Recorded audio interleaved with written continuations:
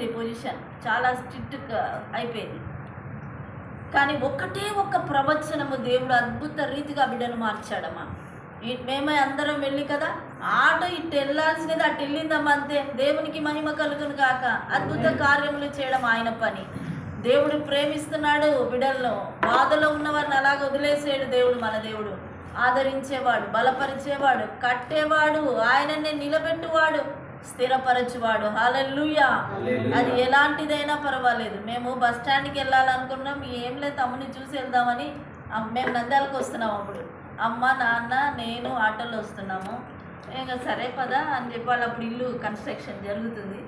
ఇంకా వేరే వాళ్ళ ఇంట్లో రెంట్కి ఉన్నారు. మేము పోయినాం. పోయి చూస్తే ఆ పరిస్థితి ఏమ్మా ఎట్లుంది అని అంటే, అది ఇట్లా ఉంది పరిస్థితి అని చెప్పి సరే మేము చూసినాం.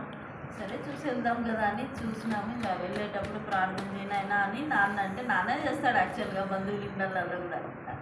నన్ను చేయమన్నాడేమో ఆ రోజు. చేసినాను. చేసిన తర్వాత మరి దేవుని మహాకృప, ఆ ప్రార్థనలో దేవుడు ఆ చెప్పిన ప్రవచనం, విడుదల చేసిన ఆ ప్రవచనం ఆ బిడ్డలో ఆ దినమే ప్రారంభమైంది. హల్లెలూయా. ఏమని ప్రార్థన చేసామంటే, ప్రభువా ఈ బిడ్డకు నీవిస్తున్న జీవితాన్ని బట్టి స్తోత్రం.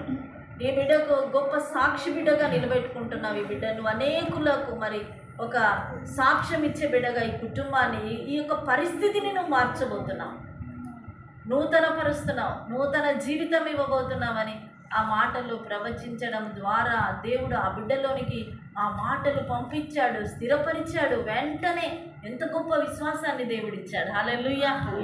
టాబ్లెట్స్ అని ఎవరు చెప్పలేదంటమ్మా. తెచ్చుకున్న టాబ్లెట్స్ అన్ని డస్ట్బిన్లో పడేశాడు.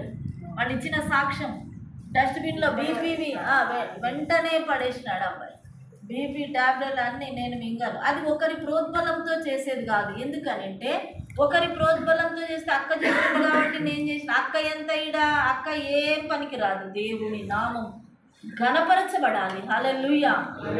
నిజంగా ప్రియమైన దేవుని బిడ్డారా, ఆ బిడ్డ ఎంత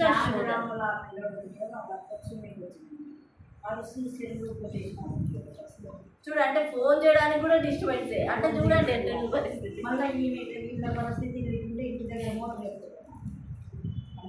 ఎట్లా ఉంది. కానీ ఆ రోజు ఎందుకోమ్మా నేను చాలా సార్లు ట్రై చేశాను వాళ్ళకి ఫోన్ చేయాలని.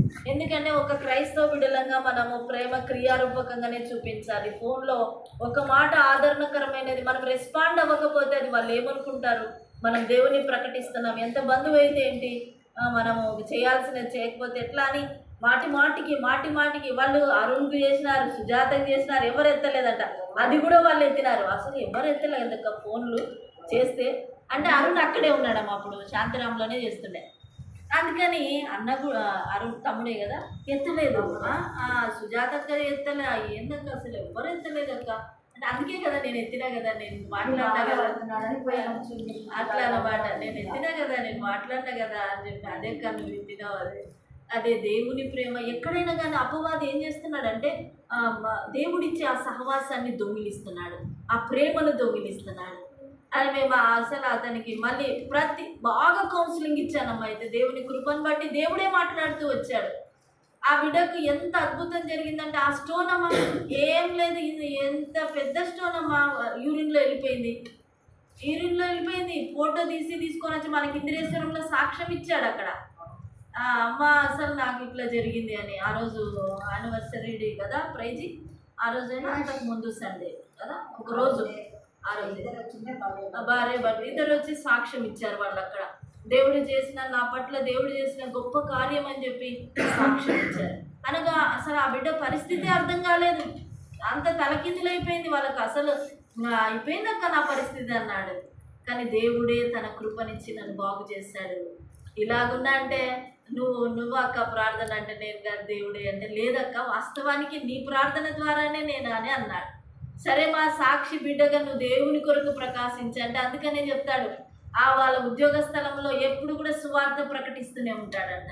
ఎవరికొకరికి వాక్యం చెప్తా ఉంటాడంట. చెప్తాడు అక్కడ ఏది జరిగినా మళ్ళీ ఫోన్ చేసి చెప్తాడు, అక్క ఇట్లా దేవుని కొరకు నమ్మకంగా ఉండమా, చాలు సాక్షిగా బ్రతుకు ఆయన్ని.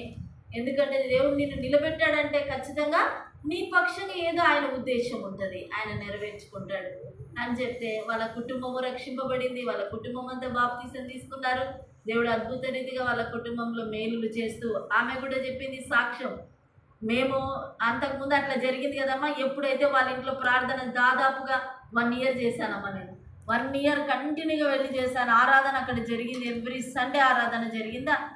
ప్రతి వారం వెళ్ళి ఆరాధన చేసిన ఆ సంవత్సర కాలంలో వాళ్ళకి ఏ ఇబ్బంది కానీ, ఏ కొరత కానీ, ఆర్థికంగా కానీ, ఏ విధమైన అనారోగ్యతలు కానీ, ఈవెన్ అమ్మ అవి ఏమంటారు అవి వస్తే కూడా వాడే ఇబ్బంది పన్నాడు. అక్క మాకు అందరికీ ఇట్లుంది అని విషయం చెప్పినాడు. రావద్దని అట్లా, ఎందుకంటే రావద్దని చెప్పినాడు. నేనెవరు విషయం చెప్దాం అక్క కానీ ఉదయం చెప్పినాడమ్మా. చెప్తే సర్లేమ్మా ఏం పర్లేదులే అని చెప్పి నేను వెళ్ళిపోయిన తర్వాత అక్కడ ఏం జరిగింది తెలుసా, అద్భుత రీతిగా స్వస్థత ఇంట్లో అందరికీ వచ్చింది. హల్లెలూయా. ఏం కాదమ్మా నేను చెప్పి ఆ మాట కూడా చెప్పలే. నేను అసలు వెళ్ళిపోయినాను, ఆరాధన చేశాను. అక్కడ ఉన్న వాళ్ళందరికీ స్వస్థత అయిపోయింది. వాళ్ళు అనుకున్నారు అక్కకి ఆడ ఇది అంటే